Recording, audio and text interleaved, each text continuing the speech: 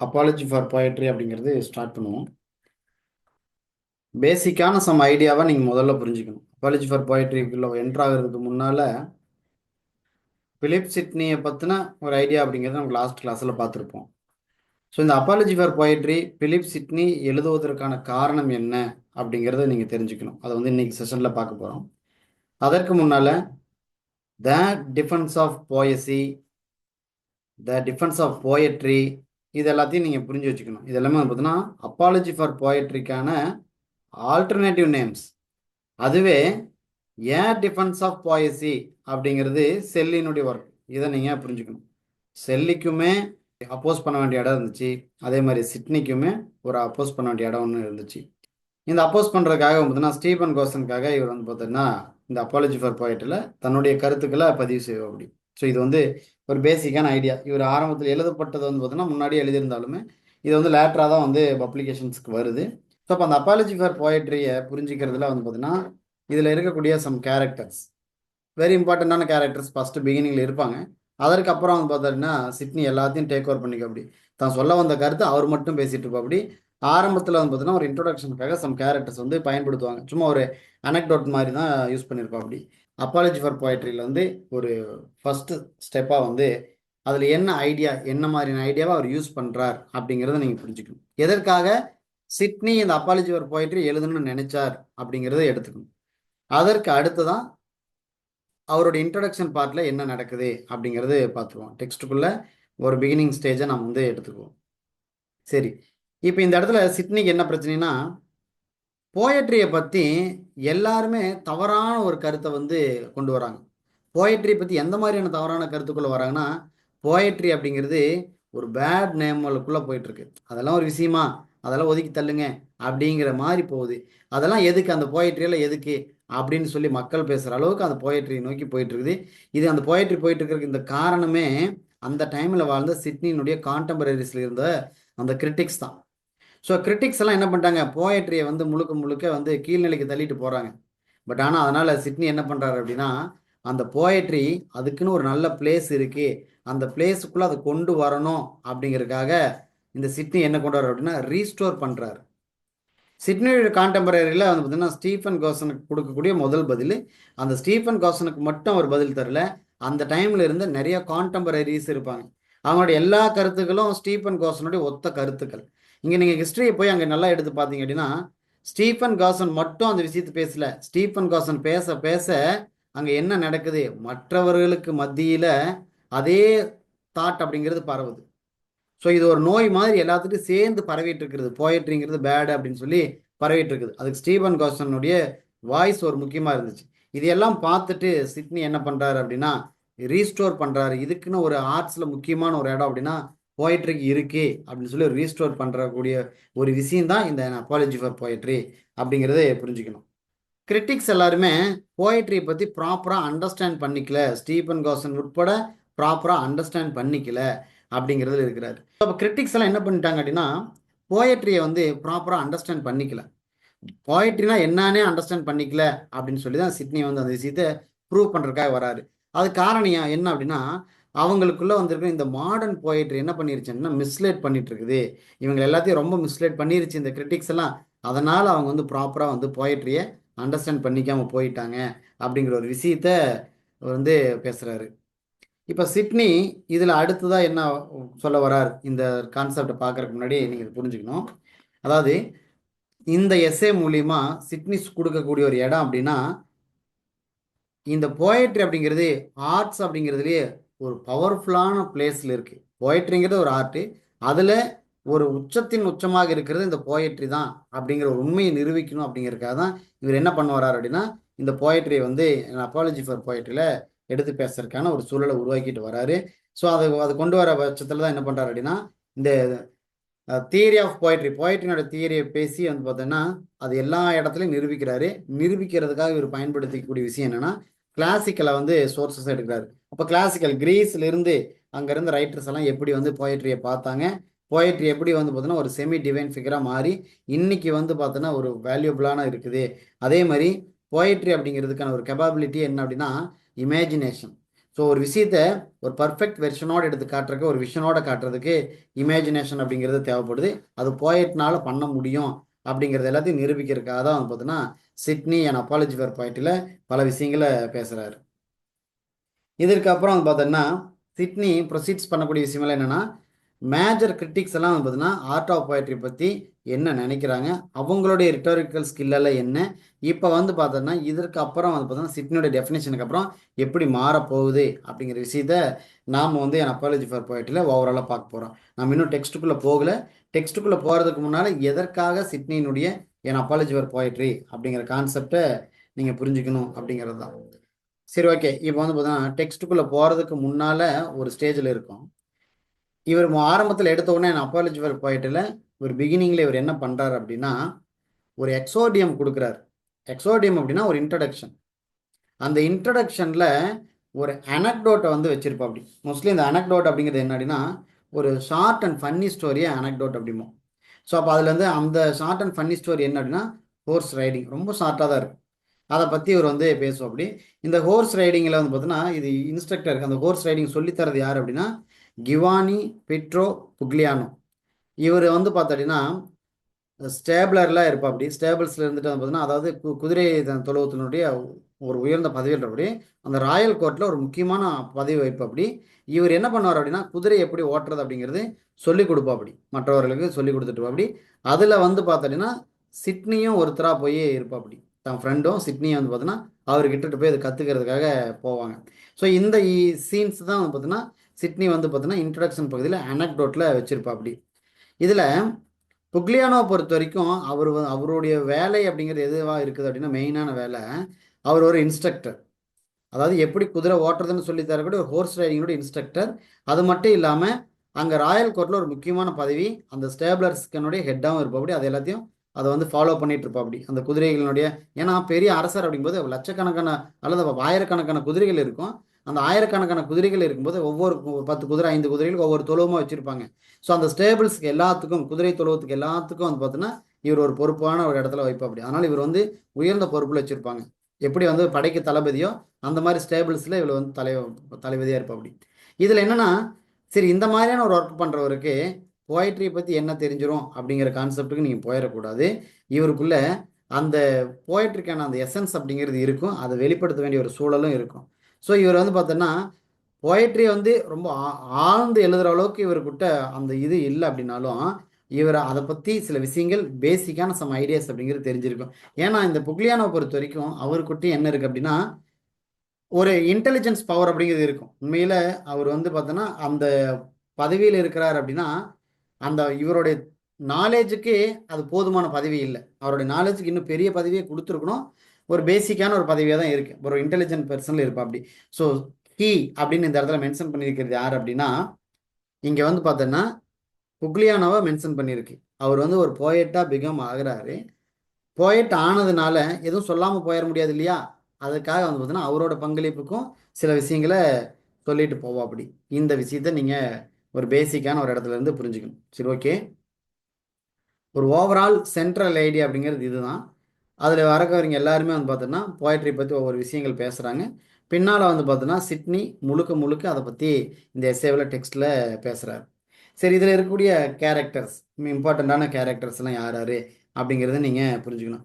From the பிகினிங்கில் இருந்தே வந்து பார்த்தீங்கன்னா டெக்ஸ்டினுடைய ஓப்பனிங் லைன்லேயே இதில் ஒரு நரேட்டர் யார் அப்படிங்கிற ஒரு கேள்வி வரும். நானும் அவரும் போனோம் அப்படின்னு ஒரு வச்சுக்கோங்களேன், அவர் யாருன்னு நமக்கு தெரிஞ்சிடும். ஆனால் அந்த இடத்துல நான் அப்படிங்கிறது யாருன்னு தெரியணும். அந்த இடத்துல நான் அப்படிங்கிற வரக்கூடிய ஐ அப்படிங்கிற ப்ரொனவுன் வரக்கூடிய எல்லா இடத்துலையும் யார் இருப்பாங்க அப்படின்னா சர் பிலிப் சிட்னி. ஸோ அதனால் என் அப்பாலஜி ஃபார் போயட்ரியில் இதனுடைய ஆத்தர் பிலிப் சிட்னியே நரேட்டராக இருப்பா. அப்படிங்கிறத நீங்கள் இங்கே புரிஞ்சுக்கணும். இதில் ஒரு அரிஸ்டோக்ராட்டிக் ஃபார்மை பற்றி பேசுகிறாரு.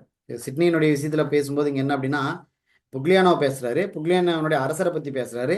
அந்த அரசர் எப்பேற்பட்ட நபர்னு பேசுகிறாரு. அந்த அரசருக்கு வந்து பார்த்தீங்கன்னா குதிரை ஓட்டுறது அப்படிங்கிறது அவருக்கு ரொம்ப பிடிச்சிருக்கும்.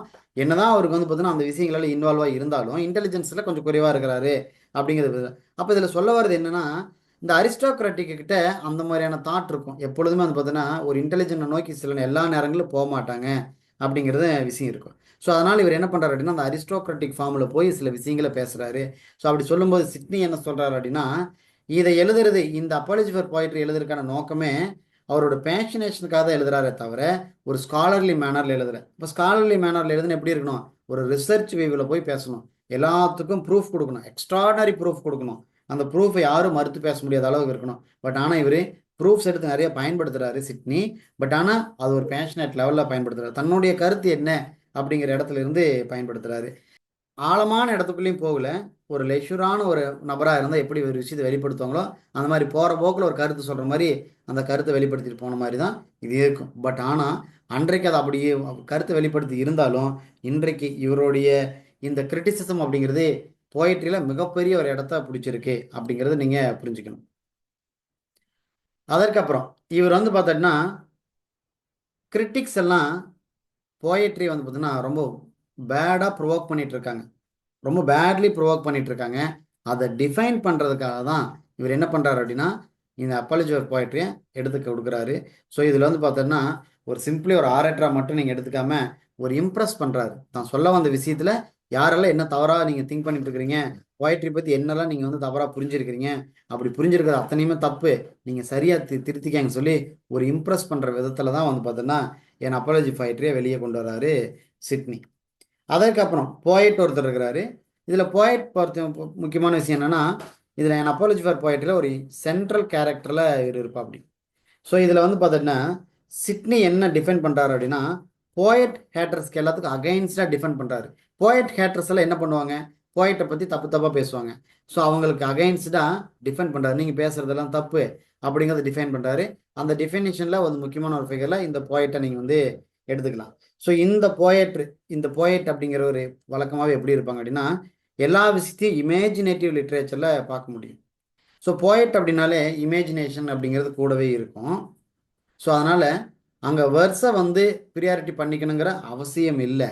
பட் ஆனால் இமேஜினேஷனை அதிகப்படுத்திக்கணும் அப்படிங்கிற ஒரு கான்செப்ட் இருக்குது. ஸோ போயட்னுடைய இந்த போயட் எழுதக்கூடிய கான்செப்ட் அதுதான். நீங்கள் வெர்ஸுக்கு இம்பார்ட்டன்ஸ் கொடுக்கணுங்கிறது இல்லை, அங்கே என்ன பண்ணணும், ஃபிக்ஷன் அப்படிங்கிறது நிறையா இருக்குது. அதுக்கு ஒரு கான்க்ரீட் எக்ஸாம்பிள் வந்து பார்த்தோன்னா ஹிஸ்ட்ரியில் இருக்கிற முக்கியமான விஷயத்தில் எடுத்து பேசுறது, அதே மாதிரி அப்ட்ராக்டான விஷயம் வந்து பார்த்தோன்னா ஃபிலாசபி பற்றி அதுக்குள்ளே ஆட் பண்ணிக்கிறது அப்படிங்கிறதெல்லாம் இருக்கும். ஸோ அதனால் போயட் சொல்லக்கூடிய ஒரு விஷயமே போயட்ரி அப்படிங்கிறது ஒரு இமேஜினேட்டிவ் லிட்ரேச்சரில் புரிஞ்சிக்கலாம் அப்படிங்கிற கான்செப்ட் பேசும். அப்படி அதற்கு சிட்னி என்ன பேசுகிறார் அப்படிங்கிற விஷயமெல்லாம் இருக்குது. அதற்கப்புறம் பார்த்தீங்கன்னா எட்வர்ட் வாட்டன் இவரை வந்து நீங்கள் புரிஞ்சுக்கணும். இவர் யார் அப்படின்னா சிட்னியோட ஃப்ரெண்டு. சிட்னியும் எட்வர்ட் வாட்டனும் சேர்ந்து தான் வந்து பார்த்தீங்கன்னா அந்த கிவானி கிட்ட போய் அந்த ஹோர்ஸ் ரைடிங் கற்றுக்கிறதுக்காக போயிருப்பாங்க. ஸோ அப்போ வந்து பார்த்தீங்கன்னா வெரி பிகினிங்லேயே வந்து பார்த்தீங்கன்னா இவர் அப்பியர் ஆகிடுவார். டெக்ஸ்ட் ஓப்பன் ஆகும்போதே எட்வர்ட் வாட்டனோட தான் ஆரம்பிக்கும். நானும் எட்வர்ட் வாட்டன் அப்படிங்கிற மாதிரி தான் அந்த டெக்ஸ்ட்டே ஓப்பன் பண்ணியிருப்போம். அப்படி இதில் தான் பார்த்தீங்கன்னா கிவானி பெட்ரோபுக்லியானக்கிட்ட ஒரு ஹோர்ஸ் ரைடர் அந்த இன்ஸ்ட்ரக்டர்கிட்ட போய் இவங்க வந்து ரெண்டு பேரும் ஃபெல்லோ ஸ்டூடெண்ட்டாக இருப்பாங்க. இங்கே கிவானி பெட்ரோபுக்லியானோ வந்து பார்த்தீங்கன்னா Italian riding instructor, horse riding instructor அப்படிங்கிறத நீங்கள் புரிஞ்சுக்கணும். அதற்கப்புறம் வந்து பார்த்தீங்கன்னா எட்வர்ட் வாட்டன் அப்படிங்கிறவர் தன்னுடைய லேர்னிங் மூத்தியமாக பல விஷயங்களை கற்றுக்கிற ஒரு சூழலும் இங்கே இருக்கும். ஈவன் வந்து பார்த்தீங்கன்னா கிவானிக்கிட்ட இருந்தே கற்றுக்கிற விஷயங்கள் எல்லாம் இருக்கும். இவர் வந்து பார்த்தீங்கன்னா ஆரம்பத்தில் ஒரு ஹோர்ஸ் ரைடர் இன்ஸ்ட்ரக்டராக இருந்தாலுமே அவருடைய ஹோர்ஸ் ரைடிங் டைம்லேயே என்ன பண்ணுவார் அப்படின்னா பல விஷயங்கள், பொதுமையான விஷயங்கள் எல்லாம் பேசுவோம். அப்படி அதில் தன்னுடைய அரசரை பற்றி பேசுவோம். அப்படி அதற்கப்புறம் வந்து பார்த்தோன்னா அந்த ஹோர்ஸ் ரைடராக இருக்கிறதுனால அந்த குதிரைகளினுடைய பலத்தை பற்றி எல்லாம் கூட பேசுவோம். அப்படி ஸோ இந்த மாதிரி விஷயங்கள் நிறைய கற்றுக்க ஒரு இடமாவும் அவருடைய ஸ்பீச்சில் இருக்கும். அதற்கப்புறம் பார்த்தீங்கன்னா சிட்னி எட்வர்ட் வாட்டனை எப்படி ரெஃபர் பண்ணுறாரு அப்படின்னா ஒரு ரைட் விர்ச்சுவஸாக ரெஃபர் பண்ணுறா. அப்படி ரெஃபர் பண்ணுறதோட மட்டும் இல்லாமல் ஒரு அரிஸ்டோக்ராட்டிக் கனெக்ஷனுக்கையும் யூஸ் பண்ணி பண்ணுவோம். அப்படி ஸோ அரிஸ்டோக்ராட்டிக்ஸ் கிட்ட என்ன இருக்குது அப்படின்னா குதிரையை கற்றுக்கிறதுக்கு, குதிரை ஏற்றத்தை கற்றுக்கிறதுக்கு நிறைய ஆர்வம் இருக்கும். பட் ஆனால் இன்டெலிஜென்ஸ் அப்படிங்கிறது கம்மியாக இருக்கும் அப்படிங்கிற மாதிரி ஒரு கான்செப்ட் இருக்குது. அதை எடுத்து இவர் வந்து பேசுவோம். அப்படி ஸோ இதெல்லாம் வந்து நல்லா புரிஞ்சுக்கணும், சிட்னியுடைய கான்செப்ட் தான் இது. எதுவுமே சிட்னிக்கு மீறின கான்செப்ட் கிடையாது. அப்போ அரிஸ்டோக்ரசிஸ் எப்பொழுதுமே அது ஒரு பெரும் செல்வந்தராக இருக்கிறதுனால மேம்போக்காக இருப்பாங்க, எதையுமே அழட்டிக்க மாட்டாங்க, மேம்போக்காக தான் இருப்பாங்க. இதெல்லாம் நமக்கு எதுக்கு அப்படிங்கிற மாதிரி ஒரு சொகுசு வாழ்க்கை வாழுவாங்க. அதனால் வந்து பார்த்தீங்கன்னா அரிஸ்டோக்ரட்டிஸ் கனெக்ஷன் எடுத்து பல விஷயங்கள் வந்து இங்கே பேசுவோம். அப்படி ஓகே. அதற்கப்புறம் பார்த்தீங்கன்னா கிவானி பீட்ரோ புக்லியானோ. இங்கே கிவானி பீட்ரோ புக்லியானோவை பொறுத்த வரைக்கும் நீங்கள் இதில் இஸ்கொயர் அப்படிங்கிற ஒரு வேர்டு யூஸ் பண்ணியிருக்கேன். இது வந்து பார்த்தீங்கன்னா அவருக்கு யூஸ் பண்ணக்கூடிய ஒரு வேர்டு. அதாவது அந்த பெரும்பாலுமே இந்த ஸ்கொயர் எங்கே யூஸ் பண்ணுவாங்கன்னா இது ஒரு டைட்டில். நம்ம எப்படி சர் பிலிப் சிட்னின்னு சொல்லி சர் அப்படிங்கிறது ஒரு டைட்டில்னு சொல்கிறோமோ, அதே மாதிரி தான் ஒரு நபர் இருக்கிறாருன்னு வச்சுங்களேன், அவர் நபருக்கு பின்னால் ஐஏஎஸ் ஐபிஎஸ்ன்னு போட்டுட்டு அது ஒரு டைட்டில். அந்த மாதிரி இந்த எஸ்கொயர் அப்படிங்கிறது ஒரு title. So Pugliano is the esquire. அவர் வந்து பார்த்தீங்கன்னா ஒரு ஒரு ஹையஸ்ட் பொசிஷனில் இருக்கிறதுனால அவர் வந்து ஒரு ஸ்கொயராக வந்து இது பண்ணுவாங்க. அதே மாதிரி ஸ்டேபிள் மாஸ்டர். இந்த ஸ்டேபிள் மாஸ்டர் அப்படிங்கிறனா என்னன்னு நீங்கள் புரிஞ்சுக்கணும். அதாவது அங்கே ஸ்டேபிள்ஸ் அப்படின்னா குதிரை தொழுவம், நிறையா குதிரைகளை கட்டியிருப்பாங்க. அங்கங்கே வந்து பார்த்தீங்கன்னா பான் இருக்கும். அந்தந்த குதிரை இதில் பானில் எல்லா இடத்துலையும் ஒரு 5 குதிரை 10 குதிரை அடிச்சடிச்சு வச்சுருப்பாங்க. அங்கே எல்லா இடத்துக்கும் வந்து பார்த்தீங்கன்னா அதனுடைய மாஸ்டராக வந்து பார்த்தீங்கன்னா இருப்பா. அப்படி இது ஒரு ஹையஸ்ட் பொசிஷன் இவருக்கு கூட. சரி, இவர் எங்கே அந்த ஸ்டேபிள் மாஸ்டராக இருக்கிறார் அப்படின்னா மேக்ஸ்மிலன் செகண்ட்ஸ்னுடைய கோர்ட்டில், மேக்ஸ்மிலன் டூனுடைய கோர்ட்டில் அவரோட அரசவையில் வந்து பணியாற்றுவார். அவருடைய கோர்ட்டில் தான் வந்து பார்த்தீங்கன்னா இவர் ஸ்டேபிள் மாஸ்டராக இருப்பாப்படி, அவருடைய ஆளுமைக்கு கீழே இருப்பாப்படி. ஸோ அதனால் இவர் வந்து பார்த்தீங்கன்னா இவர் வந்து குதிரை விஷயத்தில் நல்லாவே விஷயம் தெரிஞ்சவர் தாங்கிறதுல எந்த ஒரு கருத்தையும் மறுத்து பேச முடியாது. So riding instructor to Sidney and Wotton அப்படிங்கிறத நீங்கள் புரிஞ்சுக்கலாம். ஸோ இவருக்கு வந்து ஆல்ரெடி ஸ்டேபிள் மாஸ்டராக இருக்கிறதுனால குதிரைகளை பற்றின பல விஷயங்கள் இவருக்கு நல்லா தெரிஞ்சிருக்கும். எல்லாத்துக்கு மேலே இவருக்கு நல்லா குதிரையையும் ஓட்ட தெரிஞ்சிருக்கும் அப்படிங்கிறதையும் நீங்கள் புரிஞ்சுக்கணும். அதனால் இவர்கிட்ட கற்றுக்கிறது ஒன்றும் பெரிய விஷயம் இல்லை. ஆனால் குதிரை ஓட்டுறதை கற்றுத்தரதுங்கிறது இவருடைய தொழிலும் கிடையாதுங்கிறத நீங்கள் புரிஞ்சுக்கணும். இவர் வந்து பார்த்தோன்னா வாட்டன் அண்ட் சிட்னிக்காக கற்றுத்தரார் அப்படிங்கிறத மட்டும் நீங்கள் வந்து அளவோட நீங்கள் புரிஞ்சுக்கணும். சிட்னி இவரை வந்து ப்ரைஸ் பண்ணுறாரு. எந்த மாதிரி ப்ரைஸ் பண்ணுறாரு அப்படின்னா, இவர் not only the master of the technical art of riding, அதாவது குதிரை ஓட்டுறதுல ரொம்ப டெக்னிக்கலான ஆற்றுன்னு மட்டும் சொல்லிட முடியாது. ஆனால் கூடவே எப்படி எப்பேற்பட்டவர், நல்ல பிலாசபரும் கூட, நல்ல ஸ்கில் இருக்குது இவர்கிட்ட, நல்ல அவ்வளோ ஸ்கில் இருந்து அந்த ஸ்கில்லெல்லாம் தாண்டி இவர் இப்படி ஒரு சாதாரணமான வேலை செய்கிற மாதிரி அப்படிங்கிற மாதிரி தான் காட்டியிருப்பா அப்படி. பட் ஆனால் அந்த டைமில் இவர் இருக்கிற பொசிஷன் அப்படிங்கிறது பெரிய பொசிஷன், நல்ல சேலரியும் கூட. அந்த டைமில் இவருக்கு அலோவன்ஸ் அப்படிங்கிறது நிறையாவே கிடைக்கும் கிவானிக்கு. அதை நீங்கள் மைண்டில் வச்சுக்கணும். பட் ஆனால் இவர் சிட்னி இவர் எப்படி காட்டுறாரு அப்படின்னா நல்ல ஒரு திங்கர் அப்படிங்கிற இடத்துல காட்டுறா அப்படி. அதை நீங்கள் எடுத்துக்காங்க. ஓகே, இப்போ வந்து பார்த்தோன்னா நம்ம என் அப்பாலஜி ஃபார் போயட்ரியில் டெக்ஸ்ட்டுக்குள்ளே வரோம். வெரி இம்பார்ட்டண்ட்டான ஒரு விஷயம், ரொம்ப கேர்ஃபுல்லாக எல்லாத்தையும் புரிஞ்சுக்கணும். சில விஷயங்கள் எப்படி வந்து பேகனோட எஸ்ஸே பார்க்கும்போது நம்ம ரெஃபரன்ஸ்க்காக மற்ற இடங்களுக்கெல்லாம் போக வேண்டிய ஹிஸ்ட்ரிக்கெல்லாம் போகணுமோ, அதே மாதிரி தான் வந்து பார்த்தோன்னா இவருடைய இதுலேயும் பார்த்தோன்னா ஒரு ஹிஸ்ட்ரியை நோக்கி போக வேண்டிய ஒரு இடம் அப்படிங்கிறது இருக்கும். இவருடைய ஒப்பீனியனில் தான் எல்லாமே இருக்கும். அதை நல்லா புரிஞ்சுக்கணும். நீங்கள் வந்து சிட்னியோட ஒப்பீனியன் தான் இங்கே இருக்குங்கிறத நீங்கள் புரிஞ்சுக்கணும். இவர் குட்டு இவர் பேட் அப்படிங்கிறது சிட்னியோட opinion.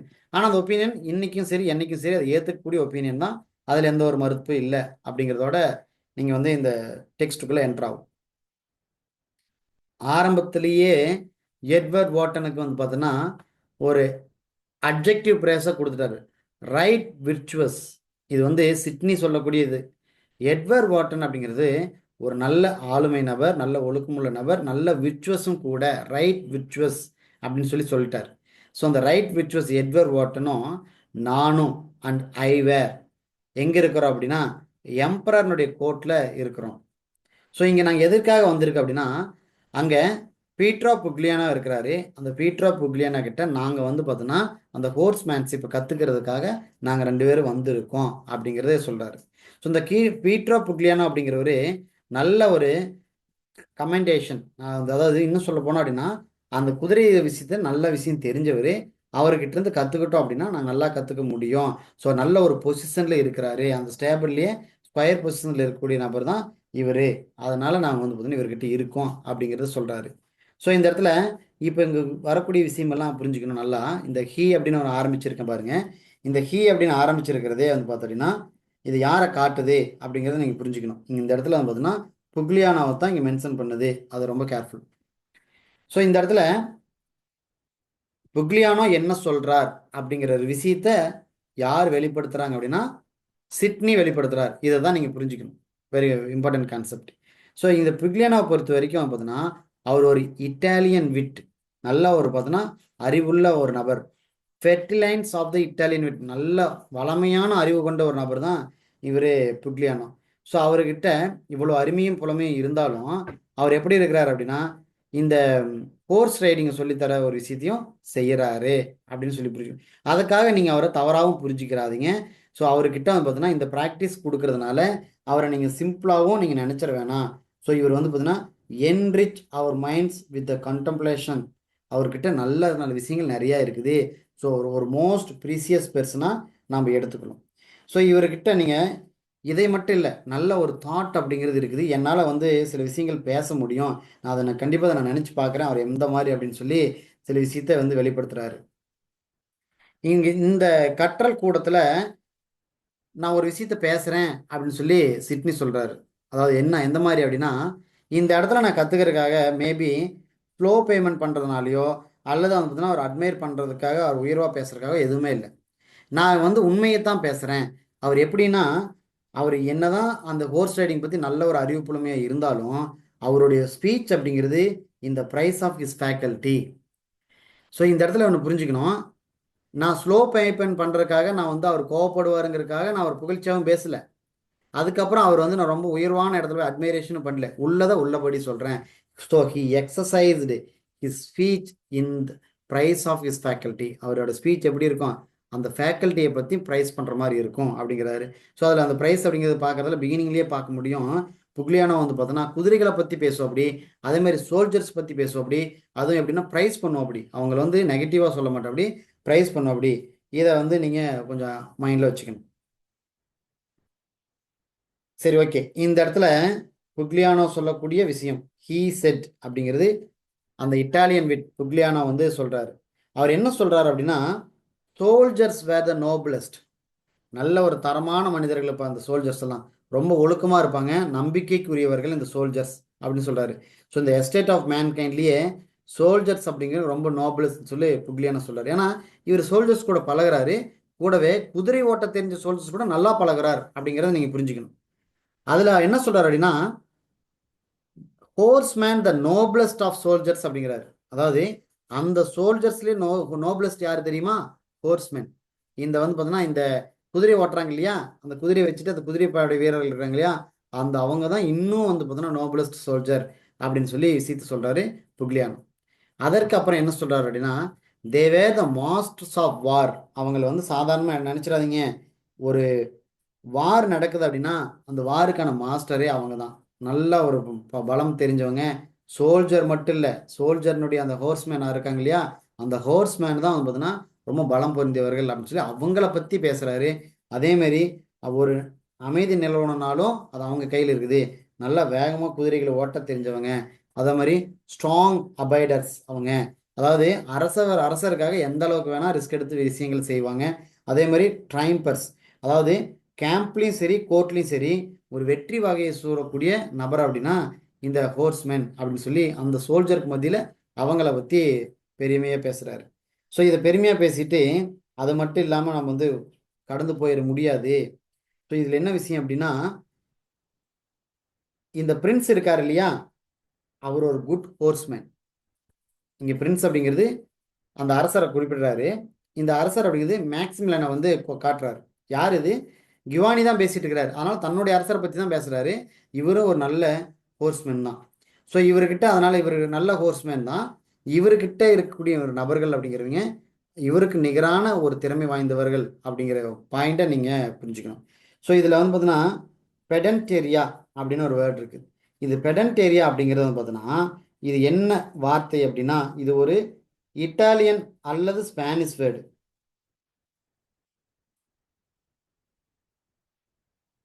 Spanish word, Italian and Spanish word தான் இந்த பெடன்ட்ரியா. இதனுடைய இங்கிலீஷ் மீனிங் என்ன அப்படின்னா, பெடன்ட்ரி அப்படிங்கிறது இதனுடைய இங்கிலீஷ் மீனிங். ஓகே. இந்த பெடன்ட்ரி அப்படிங்கிறது என்னன்னா, ஒரு விஷயத்த உயர்வாகவும் காட்டும், அதில் குழப்பத்தையும் ஏற்படுத்திடும் அப்படிங்கிறது தான். ஸோ அந்த இந்த இவ்வளோ ஸ்கில் வச்சிருக்கக்கூடிய இந்த கவர்மெண்ட்டில் ஒரு கம்பேரிசன் பண்ணால் ஒரு பெடன்ட்ரி இருக்கும் அப்படிங்கிற மீனிங் தான். இந்த ஹோர்ஸ்மேனை பற்றி நல்லா காட்டிட்டாரு, பிரின்ஸை பற்றி காட்டிட்டாரு. இவ்வளோ விஷயங்கள் இருந்தாலும் இந்த கவர்மெண்ட்டில் சில குழப்பமான சில விஷயங்களும் இருக்கு அப்படிங்கிற விஷயத்த எடுத்து காட்டுறாரு. ஸோ அந்த மீனிங்கில் நீங்கள் புரிஞ்சுக்கணும். அதற்கப்புறம் ப்ரைஸ் பண்ணுறாரு. இவனுக்கு இதோட முடியல, இன்னும் ப்ரைஸ் பண்ணுறாரு. He add certain prices.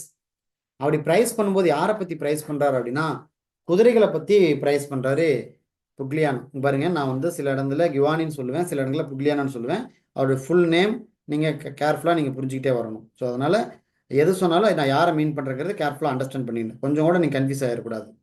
So இந்த இடத்துல இந்த ஹோர்ஸ் எல்லாம் எப்படி தெரியுமா, பீஸ்ட்னு காட்டுறாரு. இது ஒரு பார்த்தீங்கன்னா இது ஒரு விலங்கு. சர்வீசபிள் கோர்ட்டியர், இந்த இடத்துல இவங்களுக்கு இந்த குதிரைகளுக்கு முக்கியமான பங்கு இருக்கு. ஆனால் இந்த குதிரை என்ன பண்ணாது, யாரையும் போய் முகஸ்துதியெல்லாம் பாடாது, சொல்கிற வேலையை செய்யும், அது பாட்டுக்கு தான் வேலையை செஞ்சுட்டு இருக்கோம். ஸோ மோஸ்ட் பியூட்டி பீஸ்ட் அப்படின்னா இந்த குதிரைக்கு தான். ரொம்ப ஃபெய்த்ஃபுல்னஸாக இருக்கும், ரொம்ப தைரியமாகவும் இருக்கும் இந்த குதிரைகள் அப்படின்னு சொல்லி. இப்போ அது யாரை பற்றி புகழ்ந்து பேசிட்டு இருக்கிறாரு அப்படின்னா குதிரைகளை பற்றி புகழ்ந்து பேசிட்டு இருக்கிறாரு புக்லியானோ. இதை நீங்கள் மைண்டில் வச்சுக்கணும். ஸோ அதனால் இங்கே ஒரு விஷயத்தை புரிஞ்சுக்கணும். If I had not been a piece of logician before I came to him. இங்கே இது யார், இந்த இடத்துல யார் அப்படின்னா, இந்த இடத்துல ஐ அப்படிங்கிறது யாரை ரெப்ரசன்ட் பண்ணுது அப்படின்னா, இஃப் ஐ ஹேட்ல சர் பிலிப் சிட்னியே சொல்லுது. அதாவது இவர்கிட்ட ஓரளவுக்கு சர் பிலிப் சிட்னி கிட்ட ஓரளவுக்கு நாலேஜபிள் சோர்ஸாக இருக்கிறதுனால அவர் கொடுக்கக்கூடிய குதிரையை பற்றின டிஸ்கிரிப்ஷன்லேருந்து இவர் தப்பிச்சிட்டாரு. இல்லை அப்படின்னா தன்னையுமே ஒரு குதிரையாகவே திங்க் பண்ண வச்சுக்கோம். ஏன் அப்படின்னா அந்த குதிரைக்கு கொடுக்கக்கூடிய அந்த உயர்வு இது மாதிரி நாமளும் இருந்தலாமேன்னு சொல்ல வச்சிரும். நல்ல வேளை நான் வந்து ஒரு லஜீசியனாக இருக்கேன் அப்படிங்கிறத சொல்கிறேன். இந்த இடத்துல இருக்கக்கூடிய கான்செப்டை கொஞ்சம் புரிஞ்சுக்கணும். With is no few words he drove in to me that self love is better than any gliding அப்படிங்கிறதுல சில விஷயங்கள் நல்லா கொஞ்சம் டீகோட் பண்ணிக்கணும். அதாவது ஆல்ரெடி வந்து பார்த்தீங்கன்னா சிட்னி பேசிட்டு இருக்கிறாரு. சார் கிவானி வந்து எந்த அளவுக்கு வந்து அந்த குதிரைகளை பற்றி உயர்வாக பேசினார் அப்படிங்கிறது சிட்னியவே மாற்றுற அளவுக்கு இருக்குது. எப்படின்னா தானே வந்து குதிரையா இருக்கலாமா அப்படின்னு ஆசைப்படுற அளவுக்கு இருந்துச்சு அப்படிங்கிறதே இருக்கு. ஸோ இந்த இடத்துல மீ அப்படிங்கிறது யாரை குறிக்குதுன்னா சிட்னியை குறிக்குது. இங்க எப்படின்னா சில வார்த்தைகளால சில விஷயத்த முடிச்சிட முடியாது. அவர் பேசின பேச்சு ஹி ட்ரோவ் இன் டு மீ, என்ன ஓரளவுக்கு கொஞ்சம் இழுத்துக்கிட்டே போயிருச்சு. என்ன வெளிப்படுத்துதுன்னா self love is better than any gilding அப்படிங்கறத வெளிப்படுத்துது. அதாவது எதுவா இருந்தாலும் தான் வேலையை நேசிக்கிற மாதிரி அந்த குதிரைகளை வந்து அந்த அவைகளே நேசிச்சுக்கிற மாதிரி இருந்துச்சு அப்படின்னா, தான் தன்னையவே நேசிச்சுக்கிட்டோம் அப்படின்னா நீங்க எந்த பிரச்சனையும் இல்லை, நாம வந்து உண்மையா இருக்க முடியும். ஸோ அதனால நம்மளையும் நம்ம செய்யக்கூடிய வேலையும் முதல்ல நேசிக்கணும். நீங்க ஒரு போயட்டாவே இருந்தா கூட அந்த போயத்தை வந்து பார்த்தீங்கன்னா நேசிக்கணும். நீங்க ஒரு போயட் அப்படிங்கிற உணர்வை நேசிக்கணும்.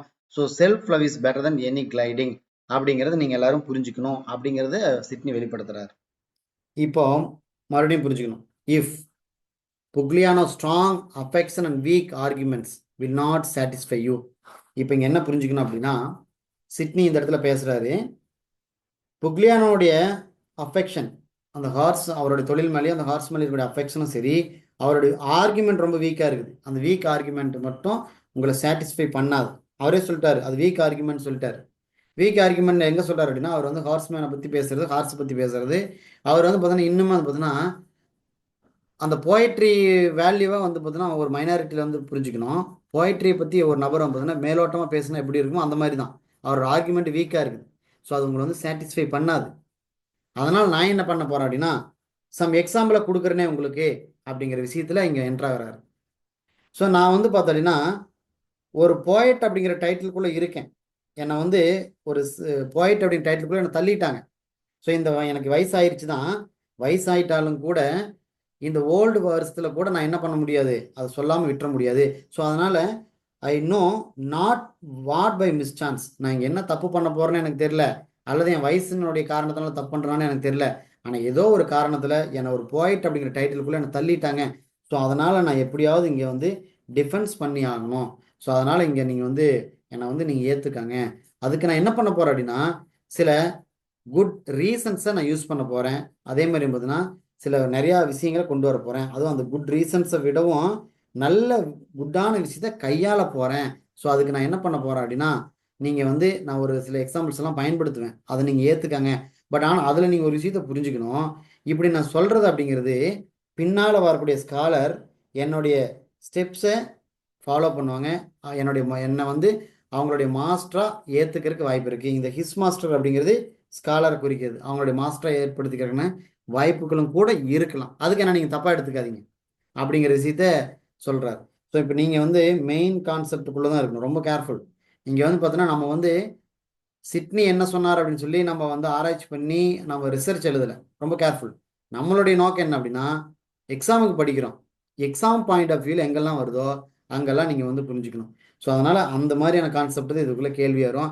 இப்போ இந்த ஹிஸ் மாஸ்டர் யார் அப்படின்னு சொல்லி கேள்வி இருக்காது. சிட்னியோட அப்பாலஜி ஃபார் போயிட்டில் கேள்வி எழுதுகிற பல விஷயங்கள் இருக்குது. ஸோ அப்போ இந்த ஹிஸ் அப்படிங்கிறது யாரை குறிக்குது அப்படிங்கிற மாதிரி கேள்வி இருக்காது.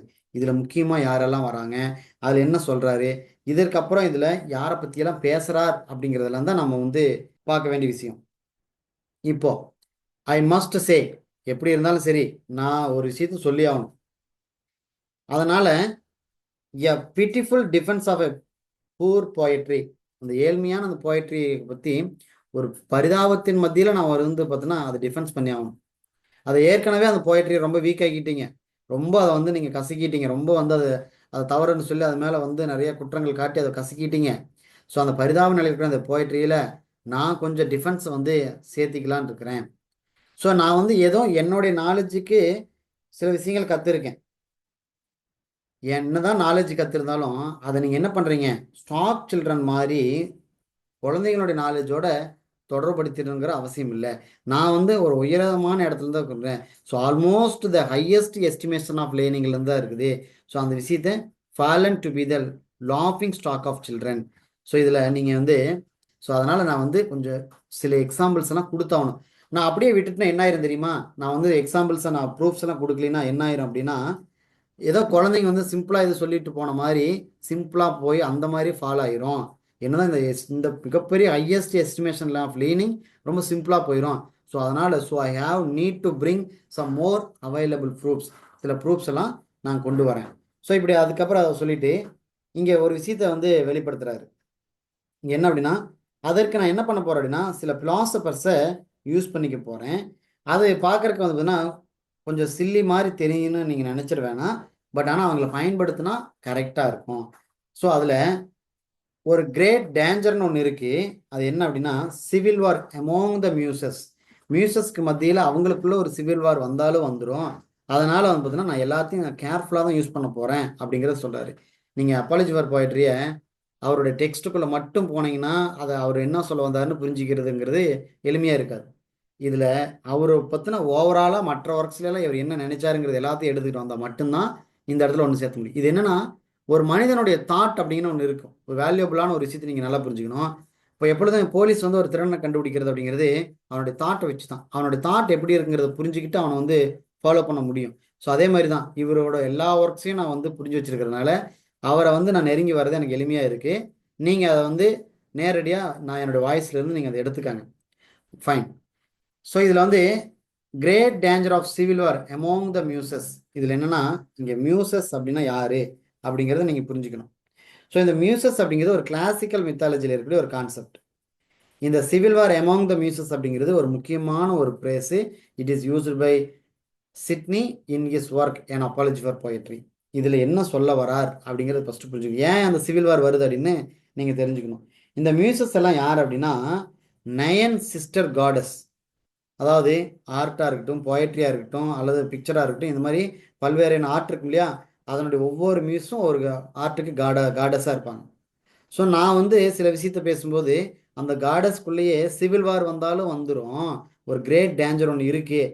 அதனால் நான் என்ன பண்ண போகிறேன் அப்படின்னா, ஸோ அதை சமாளிக்கணும் அப்படின்னா கொஞ்சம் ஏதோ ஒரு வகையில் நான் சில ஃபிலாசபர்ஸையும் கொஞ்சம் பயன்படுத்தி தான் ஆகணும்.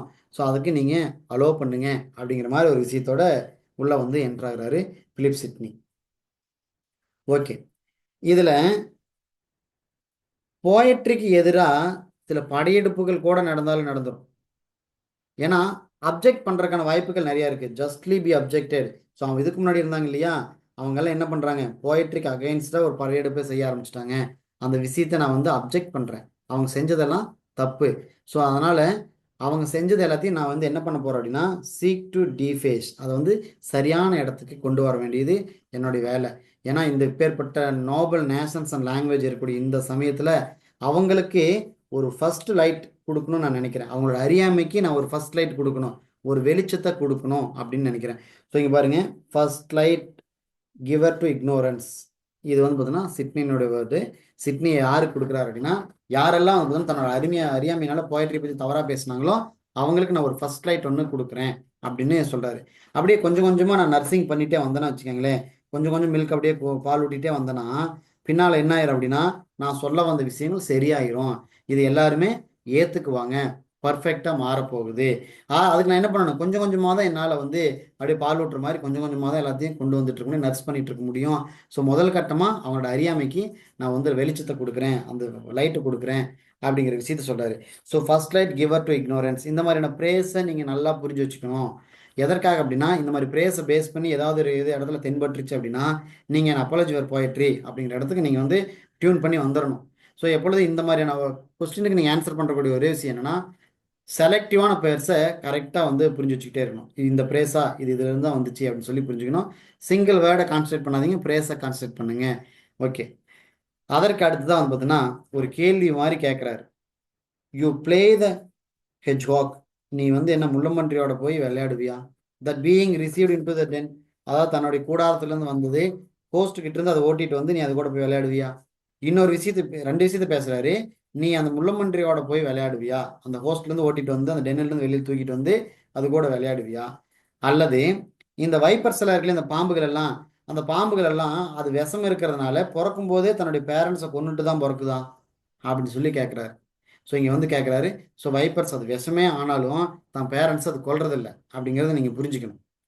ஸோ அதே மாதிரி தான் இந்த கான்செப்டை நீங்கள் எடுத்துக்கணும். இந்த போயட்ரி அப்படிங்கிறத நீங்கள் அந்த இடத்துல இருந்து புரிஞ்சுக்கணும். அது அது வந்து பார்த்தீங்கன்னா கையை குத்திடும்னு நினைக்க போகிறதில்ல. பட் ஆனால் அது நம்ம விளையாடுறது ஆபத்துங்கிறது உங்களுக்கு தெரியும் இல்லையா? ஸோ நீங்கள் விளையாடுவீங்களா? விளையாண்டு என்ன ஆயிரும்? அதுவும் அங்கேருந்து ஓட்டிட்டு வந்து விளையாடினா உங்கள் கையை குத்திரும். ஸோ அந்த மாதிரி தான் போயட்ரியை நீங்கள் வந்து தவறுதலாக சித்தரிக்காதீங்க. அதுக்குன்னு ஒரு வேல்யூ இருக்குது. நீங்கள் வந்து போயட்ரியை தவறுதலாக சித்தரிச்சிங்க அப்படின்னா அதனுடைய வேல்யூவே இல்லாமல் போயிடும். ஸோ அதே மாதிரி பாம்புகள் எல்லாம் அதனுடைய பேரண்ட்ஸை கொன்னுட்டும் பிறக்கிறதும் கிடையாது.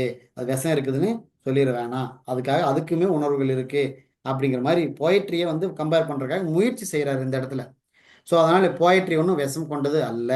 அதேமாரி போயட்ரி ஒன்றும் ஹெச்காக்மா முள்ள மாதிரி மாதிரி குத்தக்கூடிய விஷயங்களும் அல்ல அப்படிங்கிறத அவருடைய மறைமுகமான ஒரு கான்செப்டில் இங்கே நீங்கள் புரிஞ்சுக்கணும். ஸோ கான்செப்டை பொறுத்த வரைக்கும் நீங்கள் வந்து அந்த இடத்துல ஒரு வியூவை புரிஞ்சுக்கிட்டிங்கன்னா போதும்.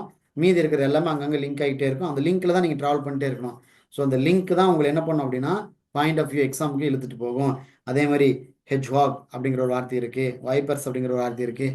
இது எல்லாத்தையும் நீங்கள் கரெக்டாக புரிஞ்சுக்கிட்டீங்க அப்படின்னாலே கேள்வி எல்லாம் இங்கே இந்த மாதிரி இடங்கள்ல தான் வரும். ஸோ அந்த மாதிரி இடங்கள் எல்லாத்தையும் நான் வந்து பார்த்தீங்கன்னா உங்களுக்கு வந்து க்ரீன் கலரில் வந்து கொடுத்துக்கிட்டே வந்துட்டு இருக்கேன். அந்த இடத்த விட்டுட்டு போகல.